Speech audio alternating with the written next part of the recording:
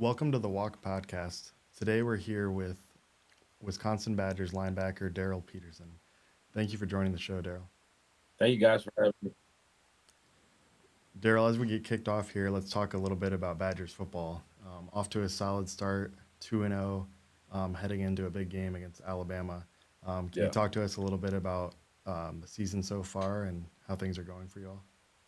Yeah, our stressing us, man, because we playing some, mid-major schools and they haven't been blowouts like you may have seen in some other schools. But our coach has been stressing us how hard it is to win, no matter who we're going against. So we've been really stressing to respect all of our and just go out there, play fast, play physical. And I feel like we've done a good job, especially defensively.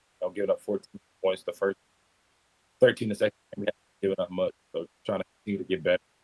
This is a big week, big test for us this week, and looking to have a great week. Just take it from there and put our on Saturday. Yeah, so how do you make sure that when you have a big opponent in your third game that you don't look over those early couple matchups? Yeah, it's hard for sure. When you got some teams like that the first game, and then Alabama the third game, you kind of everybody's mind like we got Alabama in a couple weeks. But I feel like that's close to just having to just do a good job in the moment, and being present where you are because you kind of get lost in those first two games, and you cannot get. And week three creeps up on you, and there's things you could have nipped in the bud the first couple weeks that you're still on week three that could get you beat. So just trying to stay in the moment and be present like was important for me, and I was stressing that guys as well the first week. And it's here now. Got to kind of have that mentality and just be in the moment and take advantage of the opportunity that we have on Saturday. Looking to Alabama this week, they have a new coach, a young roster, a lot of talent. What do you all see as you're preparing for Alabama this week? Yeah, a good team, obviously. Well coached. Their coach was in a national championship a year ago. Um, got a great quarterback. The players on defense, all around solid team. So we're gonna have to bring our A game and just execute our game plan. Be physical at the line of scrimmage. We can't just give them easy plays. They like to throw the ball around. Quarterback likes to throw around and run all over the place. We got to keep the pain in the pocket. Offensively, we got to go score points. That's what we're looking to do. Yeah, so it's pretty cool to see that you're actually going to be able to host Alabama in Madison, Wisconsin. What's the Yeah, energy going to be like on campus, like in Madison for this game, and also just the excitement around the team for the entire season? yeah. I know when we play big games here, man. It like on Thursday night, you feel it. Like just the energy around the city is amazing. You walking around campus, you got people telling you good luck, and just you can tell the people around here like really care and want to see you do well. So and we got the big new kickoff this week, so there'll be a lot of buzz around that coming down, stuff like that. So it's gonna be a great week. Man. I'm excited for sure. And as far as the team goes, man, I'm just like I told you, don't want to get too high, don't want to get too low. We're 2-0 right now, so we're in a really good place. And only one thing better than being 2-0, that's three going 3-0. So just taking it one game at a time, understanding that we got a good opportunity in front of us. We're not ranked by 25, so having the top five team come here to our place, that only works in our favor. So that's something exciting to do. So, as we take a look at your story, Daryl, you grew up in Ohio, played high school football at Akron Hoban, Yeah. and you're now at Wisconsin. Did you ever think that you might end up at Wisconsin, having grown up playing high school football in Ohio? Yeah, obviously growing up an Ohio kid, Ohio State's like the dream school, but then you get into recruiting and then you figure out what kind of player you are. I mean, you can't just want to go somewhere just because you like the school. You got to things have to fit. For my position, I play outside linebacker, so and they got guys like I'm 6'2", 245 pounds, and you see guys like Nick Bosa, Chase Young, Sam Hubbard, guys like that, or they're like big guys on the edge. So it's kind of new coming in. I would have to maybe kind of play an inside backer if I went there. And that's kind of not what I wanted to do. And then the opportunity presented itself, talk to Heartline and guys like that, and it just wasn't really it didn't really go anywhere after a couple just early conversations and stuff like that. But was getting recruited a little bit by them. They were coming to some basketball games and stuff like that. But never thought that I would be going. Never thought that I would be at Wisconsin for sure. But yeah, never thought that I would be at Wisconsin for sure. I always thought that I would kind of either stay around in Ohio or especially in high school or go somewhere down south or something like that. Growing up, my parents were all Ohio State fans, and I kind of did want to do something different though. That's kind of why Wisconsin was like the best place for me. I thought like that I wanted to kind of be in the Big Ten still, but not go super far like an Alabama or somewhere like 13 hours to where my family couldn't see me play. So I feel like Wisconsin like that great balance of being able to play in the Big Ten and still kind of play teams like Ohio State and show them this is why you should have recruited me or stuff like that. So I feel like I got that balance here. And so, how going to Wisconsin? How is your decision? Have you found confirmation in it being a great decision to end up at Wisconsin?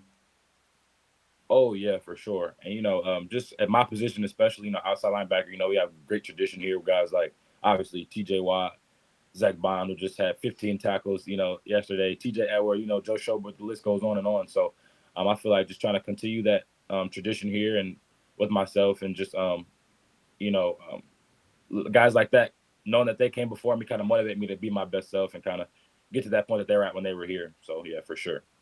Have you had the opportunity to speak to either of the Watt brothers? Yeah, TJ comes in a pretty good amount once a year at some point. Last summer, he came in, kind of just worked through some stuff with us. And Nick Herbig is a good friend of mine who plays for the Steelers with TJ now, and they're really good friends. So I'm able to kind of pick their brains and kind of see what they're doing pregame and for recovery and how they're eating and things like that. So TJ probably didn't even know it, but Nick's giving me a whole lot of nuggets that TJ's giving him and stuff like that. So a lot of the things we do as an outside linebacker group and things I do, as far as my routine come from them. So yeah, good relationship with them for sure. Yeah. So, Darryl, being a starting linebacker at a big time school, that can come with a lot of expectations, a lot of pressure, playing in front of so many, just thousands and thousands of fans. How do you find peace in that? Yeah, for me, it can get nerve wracking and things like that. And I feel like early on in my career, it was that for me. Just really, you know, worried about what the crowd and what the fans and what the media thought like that. And I had to just have a reality check and kind of find my identity. And I found it in Jesus Christ. You know what I'm saying? And I had to understand that like, you know, none of this really matters in the end. You know what I'm saying? So, like, why am I doing this? And I, came to terms that I'm doing this for Jesus Christ, and I want to give glory to Him in everything I'm doing. So that kind of go a lot of the anxiety and the nervousness I would have. Especially if you're playing in the big games. You go to the big house and things like that, 100,000 people there, and different things like that. So just being able to know like why you're doing it and who you're doing it for, it has helped me a lot. When did that moment come for you when you were no longer playing for yourself, but playing for something bigger? Yeah, I'd say last season, my junior season, was big for me. Just kind of, I was telling you guys a little earlier, just meeting with campus ministers and kind of, I was struggling with anxiety and kind of had um, been to the therapies, been to the therapist and different things like that. And it still it wasn't working for me. And I was like, I feel like something was missing in my life before that season, like going into that season. And that was something I really was challenging myself to do, was to continue to grow in my faith. And, as the Bible says, cast all your anxieties on Him and things like that. And that was kind of the approach I was taking. And also one of my favorite verses is Proverbs chapter 3, verse 5 and 6, where, it says, trust the Lord with all your heart, rely on your own understanding in our ways, trust in Him and He will submit your plans. So that's kind of something that I was kind of really locked into and something I like to live by. And it's helped me a lot, and before games, obviously you got the butterflies, you got the excitement, but like there's little to no anxiety, especially when I get out there and just after that first play, it's kind of smooth sailing for me as far as from a mental state. I feel really free out there, and it's because I know what I'm doing it for, and I feel that's been a big thing for me. Yes, you bring up Proverbs 3, verse 5 and 6, and just not leaning on your own understanding, but putting your trust in Him and that He's going to make your path straight. Yeah, for What sure. does that look like for you to die to your will for your life and surrendering to His will for your life, whatever that means? Yeah, for me, it's something I'm still working on. To be honest with you, playing football, we live in it's a result driven sport. You know what I'm saying? So sometimes you feel like you put so much work in, you still want to be in control. It's kind of like I put in this work. I've done all this. I should be. You want to play at your best, and when things like that don't happen, you still gotta be content. And things like that. So I feel like just for me personally, just understanding that like I'm still worthy of, God's love and stuff like that. No matter how I play on Saturdays, has been something for me. So it kind of just takes some of the weight and the pressure off. I feel like, like I told you guys, just knowing why I'm doing it, who I'm doing it for, it's helped me in like all those pressures and those anxieties and those nervousness and all that stuff like that. Yeah, you definitely seem to, have a big heart for the Lord, and really putting your best foot forward and following him. What does it look like to be a follower of Christ on the Wisconsin football team? Yeah, I was for me since I've been here, coming here, I had a couple good seniors. My freshman year, kind of leading Bible studies and stuff like that. But there was like I'd say like maybe like 8 to 10 of us at first, and then kind of would like when the season was started, would kind of die down and we do it less. And since I've been coming to campus ministries the last couple of years, I've been my friend group and I have been doing a great job of bringing people with us. So we've had Bible studies during fall camp where there was 25, almost 30 of us, just after a long, brutal practice, just having a Bible study, talking to the Lord, praying in the Bible, things like that. So there's been a lot of growth here, especially because we got a lot of Christ followers who just don't know that everybody's do following Christ. You know what I mean? So being able to like know that we have that open space where people can, prophesy their faith and just be open about it, and we can have those talks and those Bible studies and those conversations that kind of just, everybody can just grow in their faith together. And I feel like everybody prays on game days and things like that. So I try to do a better job as a leader just to get guys to do that stuff on Tuesday practice, or I've been doing praying a lot of the position groups are praying together after practice and just doing things like that. So I feel like our team, there's a ton of Christ followers on our team. I don't know if I'm 100% right, but I'd say like probably 90% of the team, it's for sure just Christ followers. Pray like it because I give people the option, before games, like by my locker we're going to pray before the game, and like it surprised me the first game there was like 50 of us. Obviously coaches are talking to their players and stuff like that. Everybody's making time to come over and pray. So that was really special to me, just to be able to pray over that many people. Was special. Praise God for just what he's doing on the Wisconsin Badgers football team. That's Yeah, for just so sure. encouraging. Just be able to, and that's what our God does. That's what he does. It doesn't surprise me one bit. But you talked about being a leader in like the Bible studies and in helping your teammates in their faith and their walk. But you're also a leader on the football field. How has your leadership on the Bible studies translated to building that trust with your teammates that translates to the field? Yeah, for sure. It kind of I'm doing a better job with this as well, but it kind of forces you to lead in a different way. Like in football, there's a lot of coaches cursing and different things like that. So me trying to lead with Christ and things like that is kind of letting me to try to lead differently. And obviously, when you come from in the football culture, language is something that's like second nature. Coaches, player, everybody's just words are flying around like that. So I've been growing with it for sure, but trying to do a better job of just watching my language and watching how I talk to people, and it's challenged me, and it's been a great challenge for me. Something I'm still working on, just watching how I'm talking to people, just how I'm leading, and what I'm doing off the field, because people see everything. Especially the guys that don't believe. If they see me doing or talking one way, that'll they don't make them not want to join us. You know what I'm saying? So I try to be cognizant of things like that, and just try to just I'm not gonna be perfect, but just try to do a good job of just being as faithful as I can and as obedient as I can to the Lord while I'm leading this group. To go along with your leadership, do you have teammates that have kind of joined alongside you in trying to lead the right way?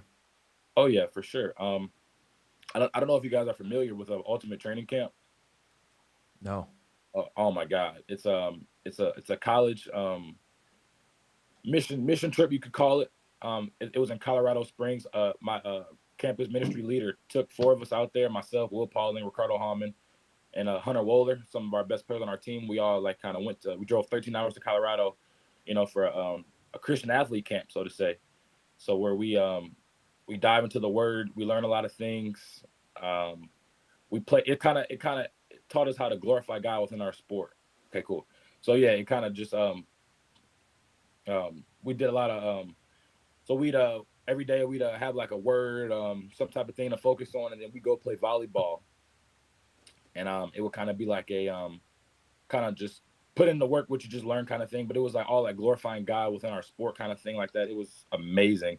And then we were there for a week. We did that for like 4 days, and like the last 2 days they call it like the special.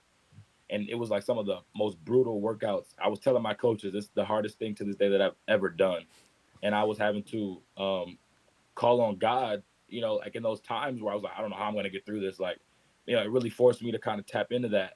And when you do like something as hard as we did like that, with for my teammates, it's only right that we bring it back to the team, and kind of lead together. So like we're always bouncing ideas, like Bible studies. Like when we did Bible studies throughout the summer, each of us were taking a week leading it and different things like that. So it kind of it's been great, and that was like a big stepping stone for me and for that group of guys that came with me as leaders. Being able to bring Christ back, because we were on such a spiritual high when we came back that we had to prophesy, we had to spread it, and we had to just talk about where we went, because our coach Coach Fick was a Christ God fearing man, so he allowed us to go and miss a week of training to be able to go do something like that, which I love him forever for that.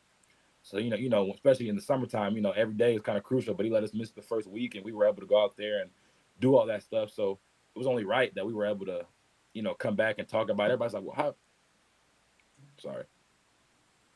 Everybody's like, how are you guys able to, miss a week and stuff like that? And we had to talk about it. And I think us doing that and bringing back the Bible study and stuff like that brought around so many more Christ followers and people to just come on that journey with us throughout the season, which has been great. And that was a big stepping stone for us. It's so cool to see how even at the top with like Coach Fickle and just allowing the leaders on the team to be able to have that top-down approach to understand, like, hey, if we can get our guys to go and experience something like that, it's gonna funnel down to all of the guys on the team.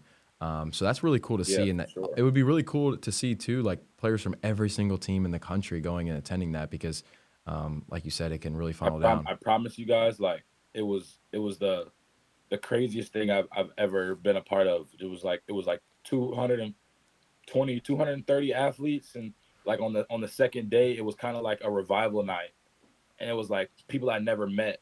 We were praying together, worshiping together. Like people were crying. Like people were coming to faith. Some people there were just kind of trying to see what it was about. Kind of halfway in, halfway out. People were giving all their trust to God, and I would say that week, I've always had faith and been a believer. But that was the week where I was like I'm 100% in. Like, obviously, you got that, like, oh, like I believe, but like I still have some questions. I was like, I don't care what anybody says or what anybody tries to get me to believe. Like this is 100% what I believe and what I have faith in. And it was just I can't talk enough about that camp and what that did for me. Oh, dude, I am so encouraged by that. That's awesome. And Yeah. what when you guys get off here, go watch that. Go YouTube, just Ultimate Training Camp, and it's like probably a 2-minute, 3-minute video, just like a summary, like everything. It's awesome. I'm totally gonna YouTube that. And since it was so transformational, what you walked away with, what'd you walk away with for how you can better glorify the Lord in your sport? Because it seems like that was one of the main focuses. Yeah. So there's an author of a book. The book is called The Christian Athlete. Something I had read last season with my roommate Ricardo Hallman, and it was he was actually at the camp. It was crazy. Met him. He signed my book. It was crazy. Met him, but a lot of things is like doing things you don't want to do, that aren't normal or natural. For example, like after a loss, especially in football, it's not like basketball where we have, handshaking lines, or we don't, you know what I'm saying, things like that. We don't have to really go have sportsmanship after the game if we don't want to. We could just run the locker room. So just making an effort to do something like that, or not bad mouthing a referee when it's so easy to after a bad call. I just got a teammate thrown out the game for targeting that wasn't even head-to-head contact. We could have bashed the ref, right? Just things like that, and just also watching your language. Like that was a part of like the camp. It's called like better versus bitter. Like that was one of like the little sections they had, and it just talked about like when it's so easy to curse a teammate out, take a different route, or things like that, and different things like that, and also giving 100% effort in whatever you do, which is one of my biggest takeaways, because it's so easy. It's week 8, it's week 9. Like I don't got much left in me, but God gave me this opportunity. And I'm not doing it for myself. I'm doing it for Him. So when I have those opportunities to go out there and play, I'm doing it to the best of my ability. If I have the opportunity to go out there and just execute the game plan, I'm doing it to the best of my ability, because He gave me this big, wonderful brain to think from. So just things like that were some of my biggest takeaways. Yeah, that's really cool, because like you even saying like the witness that you're providing to your teammates through the way you speak and the way you carry yourself, it matters, because like we are called to be set apart. And so in order to follow Right. Jesus, right, that Like we are taking up our cross, and it's gonna you're gonna seem different. But when you live with the world, there's no offer there that seems like there's even a change, or there's something that's something different that Jesus can provide, if you're living with the world in that way. So I'm super encouraged to hear like about how taking those ways to on the field to set yourself apart and show that like how Jesus can deliver you from those things is just really encouraging. Right. Yeah, for sure. And then, yeah, like I told you, like, I've been playing football since I was like 6, 7 years old, and that's just how it's been, how it is, not how it's been, it's how it is, and it's probably how it'll, not, I don't want to say always be, but for a long time, like the language is something that is just like, if you have a habit for so long and you've heard it's been passed down so many years, like it's hard to just say, okay, like, I'm not gonna curse anymore. You know what I'm saying? So, and it takes time, and I'm still working on it myself, but it's something that I'm really encouraged to continue to try to do. Sure. And I think you brought up something that's really special.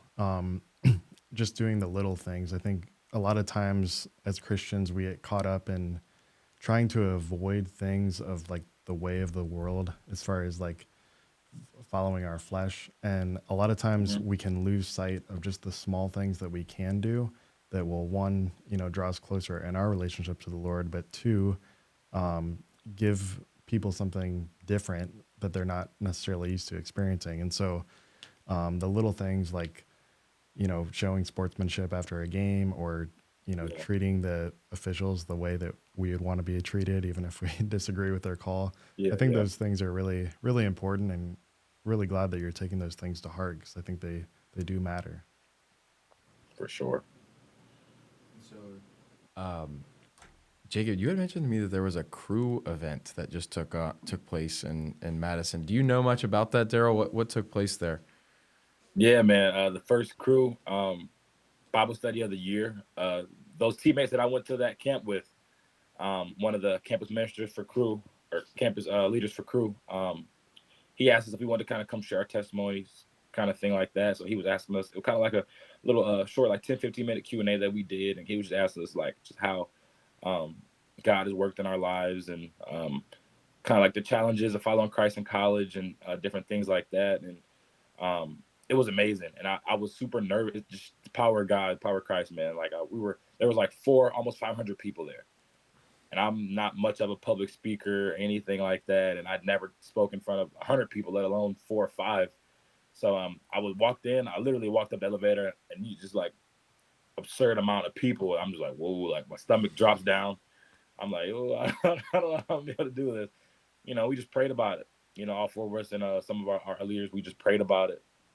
I just asked that, we not be nervous, and that just God speak through us. And sure enough, it went really smooth. And a lot of people came up to us afterwards and just told us how much they were touched, by, coming from people that wouldn't think or think in the way that they do. A lot of people say, we didn't think you guys were, like we thought you guys were, buttholes, or, we didn't think you guys were living like this, just because this isn't just like my athlete Bible study I go to. This is like the whole school, what I'm saying? Like regular students that are just trying to follow Christ and learn more about Christ, stuff like that. So it was inspiring to kind of hear that, my testimony touched them, because, obviously it's a different types of anxiety that I face on the football field, but a lot of people face anxiety. And I talked about that a little bit, how that kind of led me back to Jesus and things like that. And another teammate of mine spoke about kind of how it's hard to follow Jesus um, at the beginning of college, because everybody wants to party and do all things that are gratifying to the flesh. You know what I'm saying, like that. So we talked about things like that, and inspired a lot of people. And I was so grateful, and just to have that opportunity to talk to them. It's pretty crazy too, because just from my perspective, Daryl, hearing you speak about, man, I was so nervous to go up there and speak in front of 400, 500 people. And I'm like, man, Daryl's out here playing on Saturdays in front of, hundreds of thousands of people, millions of Right, people are right. watching on TV, looking at his every single move, critiquing Yeah, everything about him. Yet the nerves that you were feeling in that moment, you clearly, you felt like a sort of just an importance to how much it mattered that, wanting to go and share your testimony and touch the hearts of your, fellow students at the university. So, yeah, for um, sure. so for you, like, why did that mean so much for you to be able to share your testimony with your other students? Yeah, for me personally, it's something that I had it was a big goal of mine this year, was to take risks. And I feel like that was like another risk for me. Like I told you, I'm not really big into talking in front of a whole bunch of people or anything of that sort. But like I told you, I feel like just coming from that camp, that was another one of my big takeaways, which is that I had to speak about, how God's been working in my life. So that I feel like that was another opportunity for me to talk about that. And I was, I feel like faith is great to have and stuff like that, but we're put on this earth to make more followers of Christ like that. So, I just feel like any opportunity that I have to talk about it that I don't do it, I feel like I'm shorting somebody from knowing who Jesus is and stuff like that. So when I get that, and I have a great friend group I have three of all my best friends here are all fearless. Like they'll literally talk in front of anybody or do anything. And I'm just the odd one out that kind of gets nervous and stuff like that. So they lead me to do things like that. And they're all, like I said, they're fearless. So if they're doing it, I have like no choice at that point. So I was excited to go out there and really just, share more about Christ and just hopefully, just bring more people to him for more than anything. Have your recent experiences between that summer camp and now being more outspoken about your testimony and your faith, have those recent experiences kind of shifted your purpose in life to not just be a football player, but to really be bold in your faith? Yeah, for sure. And I feel like just I'm more cognizant of like what I'm putting out, even if it's social media or anything like that, or even just like I wear turf tape in the games. I've been writing Bible verses on the back of my turf tape. Like it's just something I want everybody to know. Like this guy stands for this. Like no matter what I'm doing, where I'm at. Like you said, there's millions of people watching on TV. 80 some thousand people at our home games, and I want people to know. I have like 10 people ask, "What's that on the back of your turf tape or whatever like that?" And I'm able to tell them like two of my favorite Bible verses. So things like that is kind of just I get excited to talk about it. You know what I'm saying? And like I told you, coming back from that camp, you get on that spiritual high, and then you get back to school, and then the enemy starts to creep in. So that makes it harder, to do things like that. To talk about it, and when you get the urge to talk, that's why another reason why I'm so passionate about speaking about it, because I feel like when the enemy knows how powerful your voice is, he tries to attack it. You know what I'm saying? So just trying to do a better job, but just even when I may not feel like talking about it, I still want to find a way to get it out. And like for example, the games. It's hard to kind of everybody wants to talk about football, but I want that to be a part of what I talk about too when I'm get interviewed or things like that. So I think it's just motivated me to just kind of um, just speak about it and do everything I can to just make sure people know that's what I'm about. Yeah, so you speak to how like the enemy wants to come after people who have that powerful voice. And Darryl, obviously, a lot of the voice that we're even talking to you right now because of your ability on the football field and how the Lord's given you those abilities. What are some of like your goals, at least in football for this year and into the future, to where hopefully you can bring more glory to God? Yeah, for sure. For me, definitely want to be all Big Ten, all conference. And most of the guys who are first, second team kind of have a chance to be all American status. So that's another one of my goals. Um, and I feel like when you do that, then you get like those national award finalists, and you get to go to those award shows, those black suited black tie events. You're able to prophesy who you do it for.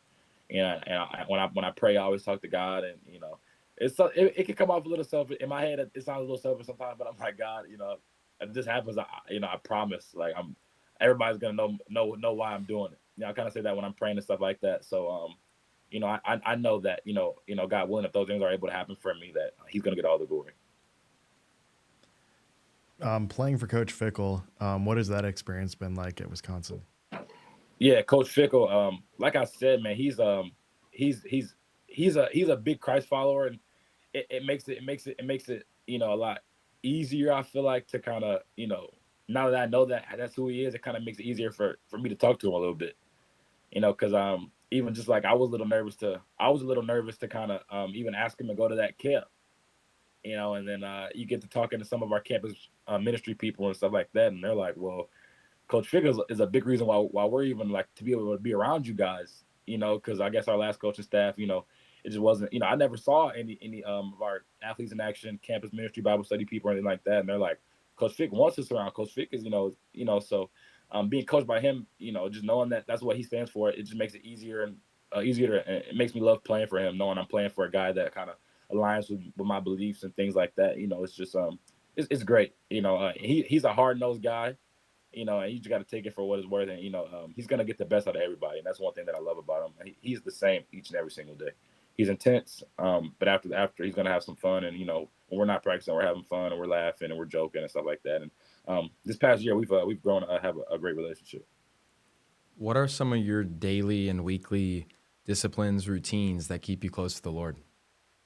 Yeah, so for me, well, as soon as I get in the car, or really as soon as I wake up, say a quick prayer, thank you God waking me up, having to take advantage of the day, kind of thing like that. Keep me safe from any harm or injury, keep me safe from things I can't see. Kind of prayer I always say in the mornings. I pray over the day, and then as soon as I get in the car, I go to the Bible app, hit the verse of the day. But I don't just read the verse. I kind of do like the little devotional they have with it, with the prayer and things like that. Kind of start my day. And then something else I learned from that camp was just praying throughout like my small breaks in my day, even if it's like I'm just got done getting some treatment or something. Thank you God for my leg trainers. Like thank you God that I'm able to just do things like that. So able to pray during small breaks. That's something I learned too. That all prayers have to be like long, 5-10 minute prayers. Just a simple thank you God sometimes is enough to kind of just let God know that He's on your mind and things like that. So something I've been doing a lot of. Um, and then just at night I just finished the gospel, so I just finished reading Matthew, Mark, Luke, and I just finished John literally a couple of days ago. So that was big for me, because often I growing up, especially earlier in college, I was having a tough time understanding what I was reading when I read the Bible. So I would kind of do like the devotion take in the Bible app, just kind of, but then they have a couple verses after you read the devotional. But I kind of just I wanted it raw and uncut. I wanted the word. So being able to read that and understand it, I feel like it's that camp shifted my mind too, because I came back asking God to help me understand His word more. So I'm at night, I'm kind of doing my own reading a couple chapters a day, but I'm writing down what I'm reading, because like it's easy to read and listen to the Bible and just kind of just read it. Yeah, I feel like you can read it and then tomorrow forget what you read. So I'm kind of just doing a better job of just journaling what I'm reading and what I'm gaining and what I'm learning from. And obviously, the Gospels are a little repetitive, but it was awesome to kind of just read those and kind of get a glimpse into what Jesus' life was and all that He was doing. And one of my biggest takeaways from the Gospels are just how much faith people have when they got what they asked for. That's like my biggest takeaway from the Gospels. Kind of something I've been trying to live by this year. It's like, if you can't just pray and ask God and stuff and not be iffy about your faith. Like, if you're gonna ask for it, you gotta have 100% faith that He's gonna do it for you. You know what I'm saying? That's kind of something I've been trying to do a better job of, and I'm asking for everything in faith, and I'm super excited to continue to read and and grow, stuff like that for sure. I think that's something that's so cool about getting into the Word is that um, it's really just God revealing who He is, right? And so we see it in the Gospels, and Right. it's and even like you said, it is repetitive, but it's about just knowing His character and who He is, and that He is the same, and we can always lean on that. And Hmm. so even though we go through the Gospels and we see, okay, it seems like there's just a lot of repetition here about who Jesus is, but it's like He does keep His promises. I mean, even in the Old Testament, when you see, um, going in the wilderness and waiting 40 years, it's like the Lord kept His promises, and so it's like we need to keep faith through that, Right. and that's really like the heart posture He's looking for. And so, and you said John's my personal favorite gospel. What do you think of Yeah. John? John was great. I thought John got into a little bit more detail just with everything. Um, my favorite, I think, is Luke, though. My favorite story is in Luke, where Jesus heals the lady who's been bleeding for 12 years, and she says, if I just as much as touch him, like, I'll be healed. You know what I'm saying? So that was probably, that's an absurd amount of faith to have, like knowing if you just touch a man's, she didn't even touch his body, she just touched a piece of like his clothing. You know what I'm saying? And she was healed. And then He said, woman, because of your faith, you've been healed. You know what I'm saying? So that's one of my favorite stories. And there's other things like Luke chapter 1 verse 37, where it says, with God all things are possible. Just little things like that. I feel like Luke had a lot of little good nuggets that I were able to just memorize really quickly. Luke had the most for me, where I was able to just, okay, like, I got to remember this now. You know what I'm saying? So Luke I think is my favorite. Last question for you. Wisconsin football has one of the strongest fan bases in the country. Yeah. Um, if you had to give a message to Wisconsin fans that might not know who Jesus is, what would that message be on who Jesus is to you? Yeah. To me, Jesus is a teacher, provider, forgiver. Um, he's everything, and he's what gets me through my day to day. Um, if you're struggling with any anxieties, mental illnesses, or anything like that, which I feel like is common these days in college, I feel like you should, and you haven't put your faith in Jesus, I feel like you should do that. Because he's not just a guy who just wants to talk to you when you're going through things. He also wants to talk to you when you're at your best and you feel like things are going well and things like that. So he's someone who just wants to be there with you, and he's not someone who's going to shy away when things get hard. He's going to be right there with you. And if you need, even if you don't know it and you're not a believer in him, he's still with you. He's with you right now. He's someone who's going to always be there for you. And when you find him, and if you haven't found him and you find him, your life will 100% change. And I truly believe that. Amen. Well, that's amazing, Darryl. Thank you so much for coming on the show. Thanks to our sponsor, First Cup Coffee. We're so excited to watch you throughout the rest of the season. And we appreciate you being so bold and professing your faith. And yeah, good luck the rest of the season. Thank you guys for having me. I had a good time. Thank you.